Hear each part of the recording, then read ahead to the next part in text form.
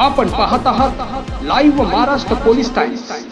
दक्षिण सोलापूर सीना नदीने पाण्याची पातळी ओलांडली। दक्षिण सोलापूर येथील सीना नदी वडकबाळ येथे पुलावरून पाणी वाहत असल्याने मुसळधार पावसामुळे पाण्याची पातळी खूप वाढलेली आहे। सदर विजापूर रोडकडे जाणारे रस्ते सर्व रस्ते बंद करण्यात आलेले आहेत असे प्रशासनाने कळवले आहे।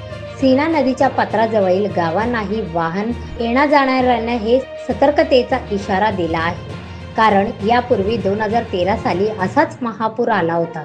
तसाच महापूर याही वर्षी म्हणजे 2025 साली झालेला आहे। शेतकऱ्यांच्या अतोनात नुकसान झालेले असून शासनाने ओला दुष्काळ जाहीर करावा। सोलापूर शहर लगत सीना नदीने पाण्याची क्षमता ओलांडल्याने येणाऱ्या जाणाऱ्यांना सतर्कतेचा इशारा दिला आहे। लाईव्ह महाराष्ट्र पोलीस टाइम्सचे उपसंपादक प्रकाश वाघमारे यांनी ही माहिती दिली आहे।